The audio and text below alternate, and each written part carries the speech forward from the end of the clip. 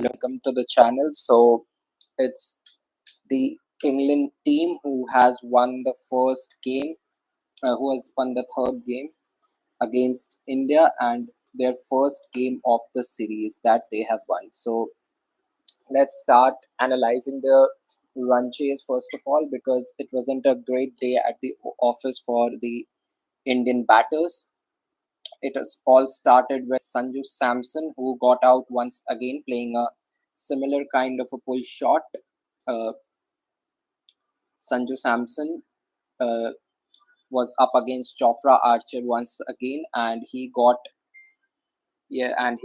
out for the third consecutive time in a similar fashion, playing a shorter delivery. He was trying to muscle it once again, and he couldn't time it properly. So Sanju Samson got out on three. Abhishek Sharma, who was looking good, struck five good boundaries. He got out on 24. Then Suryakumar Yadav once again failed. He scored 14 runs. He played a trademark Suryakumar Yadav 6 over fine leg, but he got out on the very next ball. So the top order failed miserably, except Abhishek Sharma, who showed some promise, but any other batter couldn't fill that particular gap.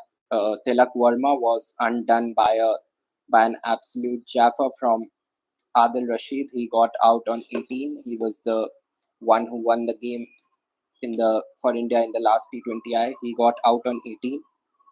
The three people who I'm going to focus upon during the run chase is, and in this discussion, is Hardik Pandya, Washington Sundar, and Akshar Patel.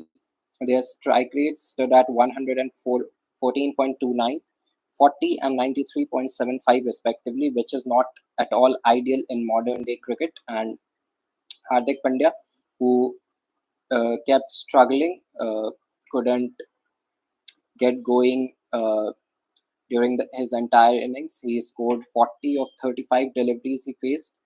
He took the game deep, but he couldn't finish it off for India. He was looking rusty today. It was not the same Hardik Pandya that we know, who strikes balls at will, who strikes sixes at will. So it wasn't the same Hardik Pandya on show. Hardik Pandya got out on 40, playing uh, Hoik against Jamie Overton. So Hardik Pandya couldn't get going. He, along with Washington Sundar and Akshar Patel in the middle overs, they couldn't keep the run rate ticking, keep the scoreboard ticking, as they all struggled against Adil Rashid, particularly. Washington Sundar faced 15 deliveries and managed just 6 runs, which eventually proved costly for India, because if you would have had those deliveries left in the final overs, 10 to 15 deliveries, then anything could have happened. But any batter couldn't keep up to the run rate. It was a slightly uh, tricky pitch, which eventually, because the dew didn't settle in and it was not coming onto the bat properly, but nevertheless, it was 172 runs was chaseable on this wicket if Indian batters would have applied that properly.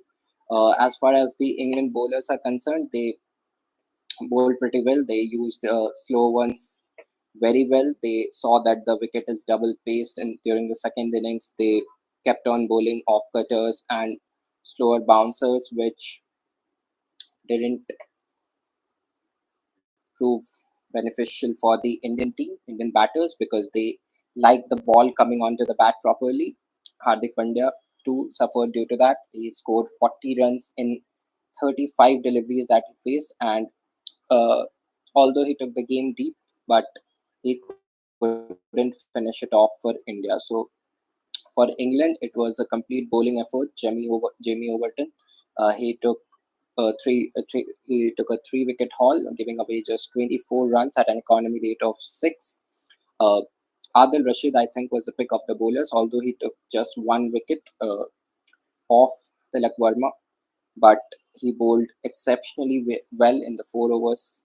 And Indian batters, particularly Akshar Patel, Hardik Pandya, and Akshar Patel had no clue while facing him. Bryden Cast once again took a couple of wickets. Mark Wood claimed a wicket, and Jofra Archer claimed a couple of wickets too. Except Abhishek Sharma, who started off brilliantly. He played a good cameo. Abhishek Sharma scored 24. He scored good 24. This is the role given to him, that to go and utilize the power play, and he did. I think he did it pretty well. Although he couldn't play a longer innings, but he did it pretty well. But soon after that, Surya Kumar Yadav once again playing after having played a good flick over the fine left fielder, got out playing a similar shot on the very next ball too against Mark Wood. So this is the third consecutive failure in the series for the captain, and Verma, who was the match winner for India in the last game at Chennai, got undone by an absolute jaffa from Adil Rashid. The ball spun, the ball dipped as well, and it was, I think, an unplayable delivery. And Hardik Pandya and Washington Sundar in the middle overs, they couldn't keep up to the run rate. I don't, I didn't see any intent from them in the middle overs too, because they weren't even trying to hit the ball. They were just happy to knock off the singles, taking the game deep. But eventually, when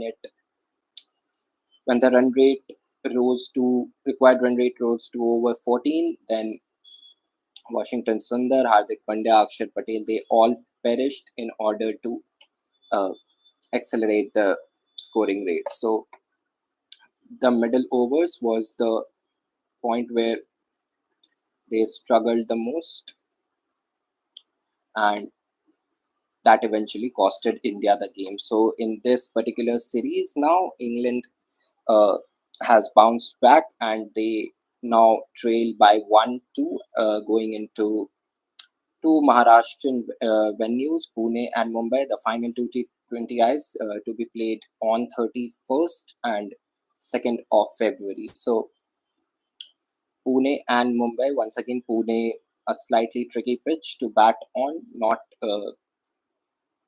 usual batting deck in India. So Pune will be a tricky one, and that would also produce a score similar to this. And as far as India is concerned, in order to keep the righty lefty combination going, they kept back Dhruv Jurel in the dugout till the very end, which didn't do any good for the team, because Jurel is a proper wicketkeeper batter, and he could have been promoted in place of Washington Sundar, because righty lefty combination doesn't matter when you have all rounders and batters there.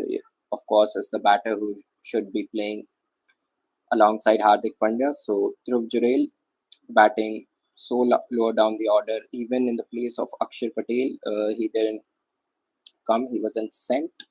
Akshar Patel too scored at a very low rate. He scored 15 in 16 deliveries, which is not ideal in the modern day cricket. And so India is now 2-1 up in the series, but they still have a long way. We still have a long way to go in the series, because England have found a way to trouble the Indian batters. While chasing 172, it's always tricky, but it was I don't think it was so tricky on the Rajkot pitch, because it is known for batting, and run chases have happened quite frequently here. The Indian batters didn't apply themselves properly at all. Adil Rashid kept the lid on the scoring rate in the middle overs by bowling a very wily spell, and as a result of that, the required run rate shot over the roof. And Washington Sundar used up too many deliveries before departing. He's over 6 of 15 deliveries, and Hardik Pandya too struggled to keep the scoreboard ticking, because he couldn't time the ball properly, as we are used to seeing Hardik Pandya time the ball, and boundaries were pretty difficult to come by for India. And as a result of some disciplined bowling from all the England bowlers, England managed to defend the total comfortably in the end. And This means that England are now up and running, and they have opened their account in the five-match T20I series in India. So, despite not having many batters in form, England have managed to inflict a win in the third T20I. Uh, Adil Rashid was the pick of the bowlers, although he took one wicket, just one wicket, but he bowled exceptionally well. He he was the only bowler in both the teams that was bowling slower through the air. He was bowling in the mid 70s, mid 80s kmph, and which proved beneficial for him. It provided him the turn required. As far as the Indian spinners are concerned, Ravi Bishnoi, Varun Chakravarthy, and even Akshat Patel, they are quicker through the air, and they don't get much turn. Adil Rashid, on the other hand, is a completely different leg spinner. He likes to give flight to the ball and land in areas where the batsman keeps guessing where he should play. And he got assistance from the pitch too. He bowled slower through the air. He got turned both ways, googlies and leg spins. And Indian batters who are known to be good players of spin have not played spinners properly off late. We have seen that in Sri Lanka as well. As soon as the ball started turning, Indian batters succumbed miserably. So that's what we saw today. One spinner in Adil Rashid kept the scoreboard in check, and Indian batters couldn't get going. Even the Pacers, they bowled a lot of off cutters and leg cutters in order to take the pace out of the ball and not give Indian batters the pace to use it and slog it around the park. So Hardik Pandya too, who likes to get under the ball with pace, he didn't get the pace from the England bowlers. They bowled some off cutters and leg cutters. They mixed it pretty well, and thus Hardik Pandya couldn't get going. Hardik Pandya's strike rate of 114.29 is very, very low as far as his stature is concerned. So, Varun Chakravarthy, there's an interesting fact that there have been two instances where Varun Chakravarthy uh, has taken a five wicket haul in T20s, and his team has lost both the games. So this is not a very good record to have. But yeah, Varun Chakravarthy has taken a five-wicket haul twice, and in both the cases, the team has lost the match. So once again, Varun Chakravarthy's five for went and went. Although Varun Chakravarthy, even after India lost the match, he was chosen as the player of the match uh, because of his spell off in which he took five wickets. He gave away just 24 runs in the 4 overs he bowled, and he took five wickets. And once he was on a hat trick too. So Chakravarthy grabbed five wickets in the England innings. The 50 by Ben Duckett and a brisk knock by Livingston helped the visitor post a total of 170 plus. Although I think it was the last wicket partnership that eventually proved to be the difference. India once had England 145 for 9, and post that they gave away 25-26 runs in order to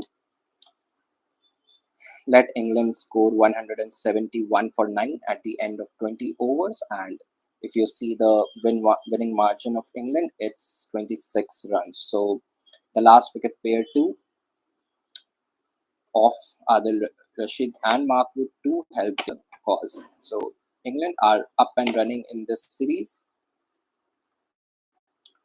and going into the Pune fixture, India have two games left in the T20I series now. Uh, England needs to win both the games in order to seal the series, and India needs to win at least one.